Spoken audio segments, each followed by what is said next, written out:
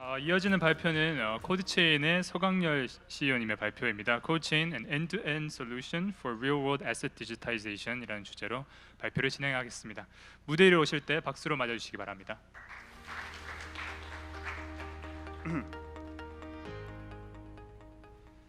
네, 반갑습니다. 코드체인 팀의 서광열입니다. 오늘 제가 소개드릴 내용은 저희가 만들고 있는 코드체인이라는 디지털 자산 토큰화에 특화된 플랫폼입니다. 여기 참석하신 분 중에서 시큐리티 토큰 혹은 에셋백 토큰이라는 용어에 대해서 들어보신 분 계신가요? 자, 여기 조명 때문에 잘 안 보이네요. 네, 많이 안 드신 것 같은데 오늘 제가 설명드릴 개념은 우리가 자산이라고 할 수 있는 것들이 많이 있습니다. 우리가 크게는 이제 부동산이나 자동차 같은 것들도 우리의 큰 자산들이고, 작게는 우리가 소유하고 있는 미술품이라든지 아니면 음원들 이런 것들도 다 저희가 가지고 있는 자산들인데요. 이제 이런 자산들에 대해서 우리가 쉽게 발행하고 거래할 수 있도록 플랫폼을 제공하는 게 이제 코드체인이라고 보시면 될 것 같습니다. 그래서 일단 저희가 풀고자 하는 문제에 대해서 좀 말씀을 드리면, 이제 블록체인 기술이 어떤 문제를 풀고자 하는 건가에 대해서 많은 분들이 많은 생각을 가지고 계십니다. 블록체인 자체가 그저 분산돼 있는 쉐어드 레저일 뿐이기 때문에 이제 그걸로 꿈꿀 수 있는 기술은 굉장히 다양할 수 있는데요. 이제 저희 코드체인 팀이 착안한 점은 블록체인이 밸류를 트랜스퍼하는 기술이다입니다.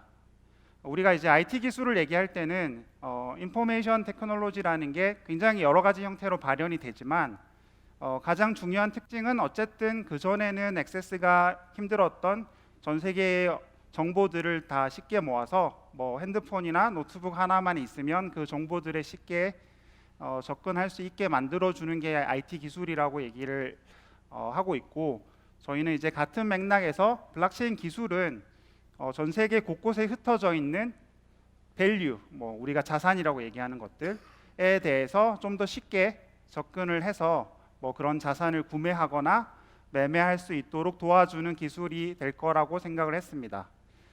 대표적으로 지금 한국에서 예를 들면 해외에 있는 부동산을 취득하는 것은 굉장히 어려운 일이죠.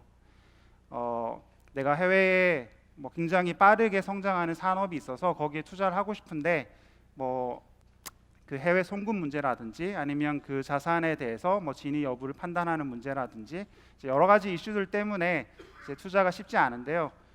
블록체인 기술이라는 거는 이 기술 자체의 특징으로 이런 전 세계에 있는 여러 밸류 혹은 자산에 쉽게 접근할 수 있게, 그래서 투자할 수 있고 필요하면 매매를 할 수 있도록 도와주는 기술이 될 거다라고 판단을 했습니다. 그래서 구체적으로 어떤 것들이 가능해지냐면, 첫째로는 프랙셔널 오너십. 지금 보시는 그림이 빈센트 반 고흐의 별이 빛나는 밤에라는 그림인데요. 이 그림이 작게는 수십억에서 크게는 수백억 이상 하는 그림일 겁니다. 이런 그림들을 물론 이제 그 전에도 돈이 있었으면 한 번에 구매할 수 있었겠지만, 예를 들면 이 그림을 토큰화를 통해서 내가 이 그림의 1000분의 1 혹은 10,000분의 1이라도 지분을 소유하고 또 나중에 거래할 수 있게 된다면, 그 전에는 이제 접근이 불가능했던 이런 자산에 대한 투자 기회가 열린다고 볼 수가 있습니다. 또 다른 것들은 increased liquidity는 결국은 투자자가 많이 또 쉽게 거래할 수 있는 플랫폼이어야지 내가 어떤 자산을 내놨을 때 실제로 거래가 될 수 있고 카운터파티를 찾을 수 있다는 의미로 말씀을 드렸고요. 마지막으로 이제 크로스보더는 이제 우리가 비트코인이나 이더리움이 활성화되면서 그 전에는 생각할 수 없었던 수준의 편리함으로 이제 글로벌리 트랜잭션을 할 수 있게 되었습니다.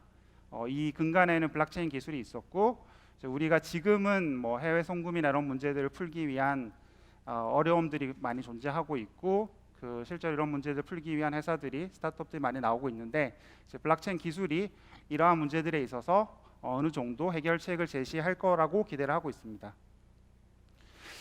근데 이제 이게 현재 기술이 준비가 됐느냐라고 질문할 수 있겠죠. 이런 것들은 다 이상인데 이제 이런 것들이 되면 정말 좋겠다. 우리가 밸류를 쉽게 트랜스퍼할 수 있고 접근할 수 있는 기술이 생겼다라고 말을 할 수 있어야 되는데 아직은 이런 몇 가지 기술적인 이슈들이 존재를 해서 이런 문제들이 쉽게 풀리고 있지는 않은 상태입니다. 그래서 저희 코드체인 팀에서도 이런 저희가 생각하기에 이제 이슈인 부분들을 해결을 해서 밸류 트랜스퍼를 쉽게 할 수 있는 기술을 개발하는데 시간을 쓰고 있습니다. 일단 첫 번째는 스케일러빌리티인데요. 블록체인의 성능 이슈에 대해서는 많이들 들어보셨을 겁니다.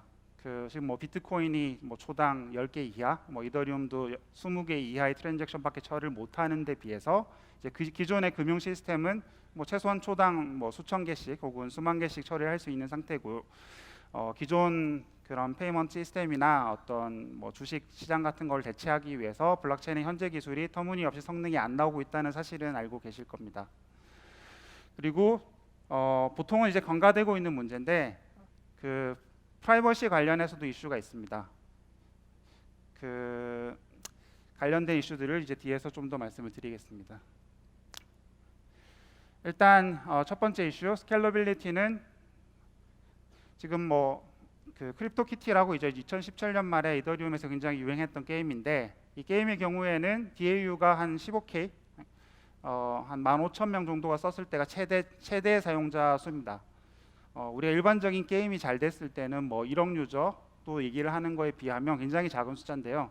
이 정도 숫자의 사람들이 몰렸을 때 이더리움 망이 마비가 될 정도로 트랜잭션을 처리를 못했습니다. 이런 이슈들이 발생하는 것은 아까 말씀드린 것처럼 현재 블록체인 기술이 지금 우리가 유용하다고 생각되는 어떤 어플리케이션 작성할 만큼 성능이 충분히 나오고 있지 않기 때문에 이런 부분들에 대한 개선의 여지가 있고요. 두 번째는 지금 이건 이더리움에서 어떤 특정한 어카운트의 데이터를 엠버 데이터라는 툴을 이용해서 살펴본 건데요. 이 계정에는 굉장히 많은 이더를 보유를 하고 있습니다. 좀 더 구체적으로 보시면 뭐 바이낸스 코인이나 뭐 트루 USD나 이런 자산들을 들고 있는데 보시면 이 어카운트 뭐 어떤 고객이겠죠. 이 어카운트가 들고 있는 모든 자산들이 그냥 뭐 투명하게 공개가 되는 것을 볼 수 있습니다. 물론 이제 블록체인 장점으로 얘기를 많이 하는 게 어떤 투명성, 뭐 거래 내용을 다 누구나 확인할 수 있다가 얘기가 되긴 하지만 이제 그렇다고 해서 모든 자산의 거래, 뭐 금융 거래 내역이 다 공개가 되는 것은 그것대로 또 법률적인 혹은 규제와 관련된 이슈들이 생기게 됩니다. 그래서 현재 퍼블릭한 블록체인에서 이 거래 내역에 대한 혹은 뭐 보유하고 있는 자산에 대한 어떤 내역을 다 보여주고 있는 것 자체도 사실은 프라이버시 관련된 이슈가 있는 거고 어떤 규제에 따라서 이런 부분들을 선택적으로 공개할 수 있는 기술이 필요한 상태입니다. 그리고 앞서 기술적인 챌린지 4개 중에 이제 트랜잭션 코스트도 말씀을 드렸는데 지금 현재 블록체인 기술에서는 이 트랜잭션 한 번 하기 위해서 필요한 비용이 생각보다 굉장히 비쌉니다. 물론 트랜잭션이 많지 않을 때는 가격이 떨어지기도 하지만 피크인 경우에는 트랜잭션 한 번에 뭐 우리가 은행으로 치면 송금 한 번을 하는데 한 $50 정도가 나온 적도 있었습니다. 지금 뭐 같은 예제인데요. 이제 크립토키티라는 게임이 한참 흥행을 할 때 이더리움에서 한 번 트랜잭션 할 때 뭐 최대 한 $50까지 이제 비용을 낸 적이 있고요. 이런 부분들을 어떻게 줄여 나갈 건지도 특히 자산 토큰화에 특화된 블록체인이 풀어야 될 문제라고 생각을 하고 있습니다. 그래서 프라이버시 관련된 문제를 어떻게 풀 것인가라고 했을 때 뭐 크게는 두 축이 있을 것 같습니다. 지금 블록체인 기술들이 얘기를 하는 게 이제 온체인에서 이런 프라이버시 관련된 문제를 풀겠다. 뭐 KYC는 어떻게 할 건지, AML을 어떻게 할 건지, 뭐 CFT를 어떻게 할 건지에 대한 문제들을 체인으로 들고 올 경우에는 그 아까 말씀드린 것처럼 대부분의 정보가 체인상에 공개되기 때문에 생기는 이슈들이 나오게 되고요. 반대로 이제 이런 정보들을 그 퍼블릭한 체인에 올리지 않고 뭐 프라이빗하게 옵체인에다 저장하는 방식의 어떤 기술적인 솔루션을 제시하게 되면 레귤레이션 체크는 가능할 수 있지만 왜 블록체인을 써야 되지라는 근본적인 문제에 다시 직면을 하게 됩니다. 거래 내역 자체는 체인상에 남기더라도 그 거래가 왜 금지됐는지 이런 부분들을 뭐 다 업체인에 처리를 해버리는 모양새를 말씀을 드리는 거고요. 이제 이러한 문제들은 이 중간 어딘가에서 기술적으로 양쪽의 문제를 다 해결할 수 있는 솔루션을 찾아야 되는 상태입니다. 그리고 기술적인 챌린지 마지막으로 말씀드릴 거는 스마트 컨트랙 관련된 이슈인데요. 지금 이제 뭐 이더리움이 나오고 나서 그 이후에 이제 3세대 블록체인이라고 부르는 것들이 대부분 이제 스마트 컨트랙 시스템을 탑재를 하고 나와서 다양한 어플리케이션들을 구현할 수 있다고 얘기를 하고 있습니다. 하지만 실제로 구현되는 스마트 컨트랙 혹은 어플리케이션의 대부분은 작게는 사소한 버그부터 크게는 심각한 뭐 거래 그 자산이 유출될 수도 있는 그런 버그들을 포함을 하고 있었고요. 뭐 아마 작년, 재작년 한 해 그 블록체인이 나온 이후에 이제 크고 작은 수많은 해킹 사고와 스마트 컨트랙 관련된 버그들을 직접 목격을 하셨을 겁니다. 이 문제는 사실 스마트 컨트랙 개발자가 뭐 개발을 잘 못해서라기보다는 근본적으로 지금 스마트 컨트랙 뭐 프로그래밍 랭귀지 혹은 VM에 이슈가 있다고 생각을 하는 게 맞고요. 그러니까 이더리움이라는 플랫폼이 그 전에 이제 비트코인에서 튜링 컴플리트하지 않은 언어를 튜링 컴플리트한 언어로 바꾸면서 뭐든 만들 수 있습니다고 얘기한 것은 굉장히 획기적이었지만 뭐든 만들 수 있는 반면에 모든 프로그램이 버그 없이 작성될 수 없는 환경으로 만든 것도 사실입니다.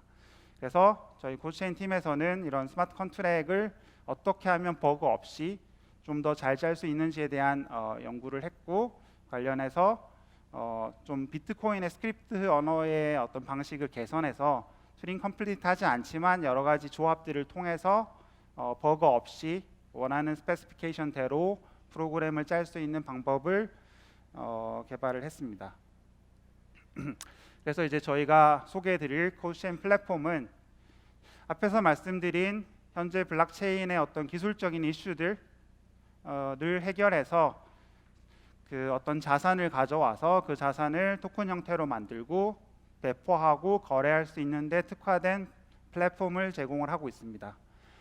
저희가 그 하단에 이제 블록체인 플랫폼 외에도 이 플랫폼을 쉽게 사용할 수 있게 하기 위해서 다양한 툴들도 같이 제공을 하고 있습니다. 뭐 대표적으로 이제 모든 그 블록체인 프로젝트가 가지고 있는 익스플로러나 지각 같은 툴들도 있고요. 그다음에 이제 콘솔이라고 해서 어떤 자산을 그 토큰 형태로 발행하고자 하는 주체가 프로그래밍 없이 쉽게 어떤 자산을 뭐 몇 개나 어떤 룰에 따라서 그 발행을 하고 거래할 건지를 지정해서 그러한 룰들을 강제할 수 있도록 그 해줄 수 있는 툴이 콘솔이고요. 이 콘솔을 통해서 이제 개발자가 아니더라도 쉽게 토큰을 발행하고 유통을 시킬 수 있게 됩니다. 그리고 이렇게 발행된 자산들을 그 쉽게 거래할 수 있도록 익스체인지도 저희가 직접 운영도 하고 플러스 그런 익스체인지를 만들 수 있도록 그 프레임워크를 그 제공을 해드리고 있습니다. 그리고 저희 코드체인 플랫폼은 지난 4월 초에 이제 메인넷을 런칭을 하고 지금 운영을 하고 있는데요. 현재 이제 30개 노드가 그 POS 방식으로 운영이 되고 있습니다. 그래서 뭐 이더리움이나 비트코인에서 얘기했던 그런 트랜잭션 속도 문제라든지 혹은 트랜잭션 코스트 문제들을 상당 부분 해결을 했고 또 프라이버시와 관련된 이슈들 어떤 어카운트가 가지고 있는 모든 자산을 다 공개하지 않고 내가 선택적으로 필요한 자산들만 공개할 수 있게 한다든지 아니면 그 자산의 종류에 따라서는 이게 실제로 증권이나 뭐 채권 형태, 금융시장에서 거래될 수 있는 형태일 수도 있는데요. 이런 경우에는 해당 국가 혹은 자산의 규제에 따라서 그 토큰 거래를 강제할 수 있는 규칙들도 그 스마트 컨트랙 형태로 포함이 돼서 제공이 되고 있습니다.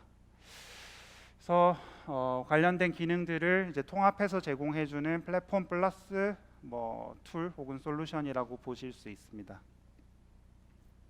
그래서 저희가 현재 진행하고 있는 프로젝트를 간단히 설명을 드릴 건데요. 이제 저희 코드체인 플랫폼 위에서 실제로 그 자산을 발행해서 이제 유통을 하고 있는 프로젝트입니다.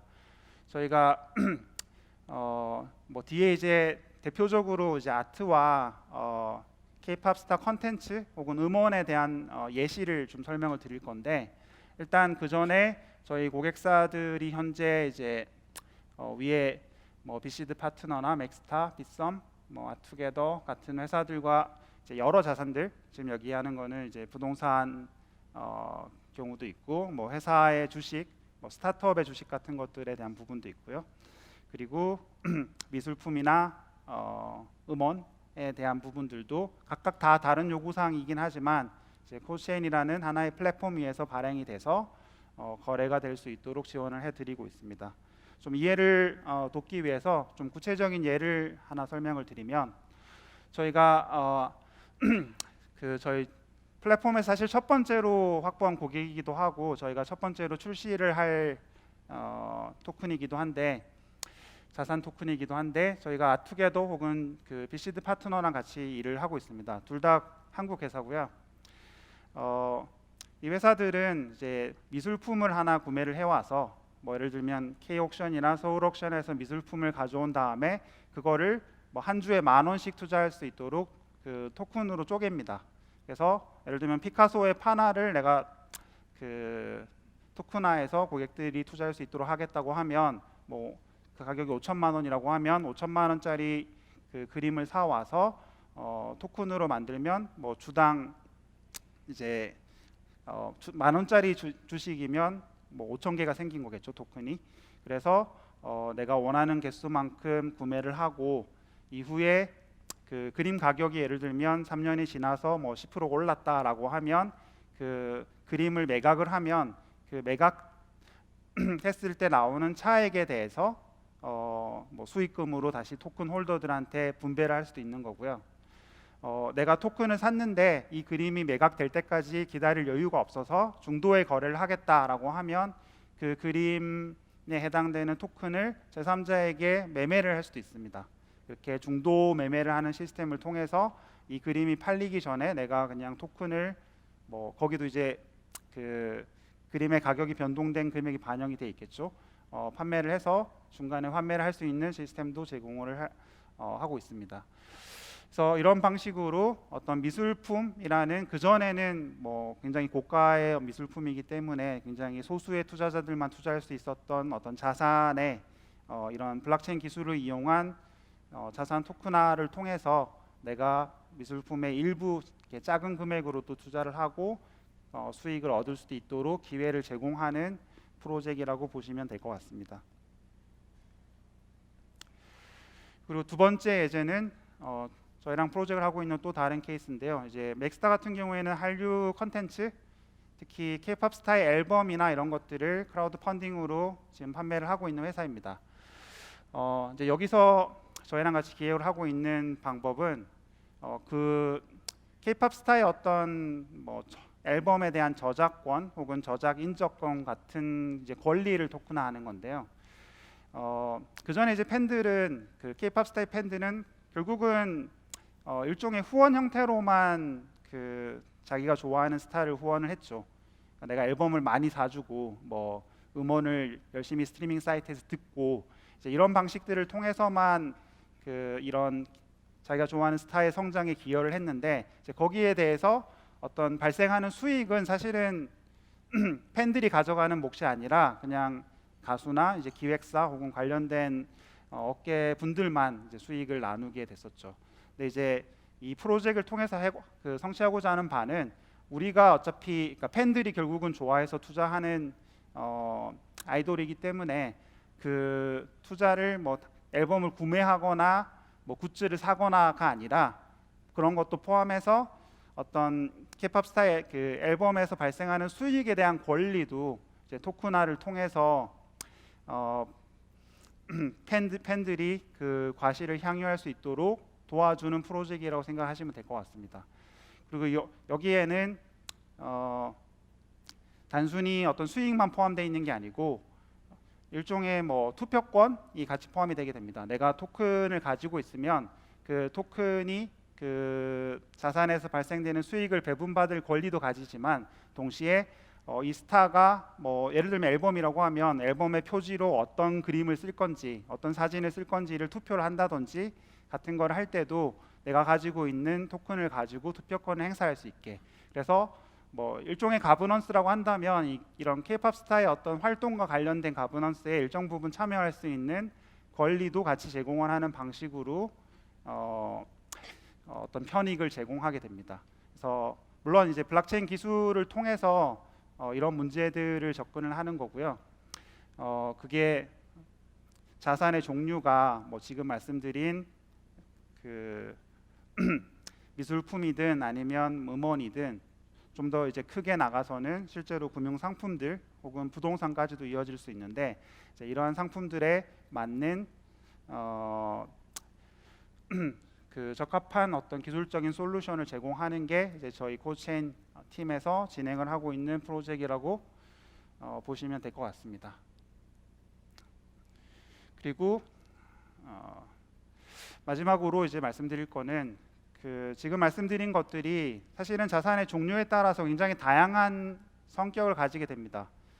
국내에서 사실 미술품이나 음원 같은 경우에는 상대적으로 그 규제가 적어서 뭐 우리가 좀 자유롭게 토큰을 발행하고 거래를 할 수 있는 플랫폼을 만들 수 있는 반면에, 예를 들면 뭐 회사의 주식이거나 뭐 채권이거나 부동산일 경우에는 사실은 이게 법적으로는 규제의 대상이거든요. 뭐 크라우드 펀딩이나 뭐 소액 공모 같은 방식을 통해서 뭐 발행은 할 수 있을지라도, 예를 들면 거래소를 만들어서 그거를 유통시키게 되면 사실은 유사 거래소를 만들거나 한 이유로 자본시장법 위반이 됩니다. 그래서 이런 부분들은 뭐 샌드박스 같은 프로그램을 통해서 규제를 같이 풀어 나가는 방식으로 접근하기도 하고요. 혹은 이러한 규제들이 상대적으로 적어서 이런 부분들을 실현할 수 있는 이제 해외의 어떤 다른 지역에서 그 프로젝트를 진행하기도 하고 있습니다. 그래서 물론 뭐 크립토도 마찬가지겠지만 특히나 어떤 리얼월드 에셋을 다루는 플랫폼인 경우에는 그 관련해서 규제나 그 각국의 어떤 그 자산의 종류에 맞는 어떤 가버넌스를 확보하는 것들이 굉장히 중요한 이슈가 된다는 점도 말씀을 드려야 될 것 같습니다.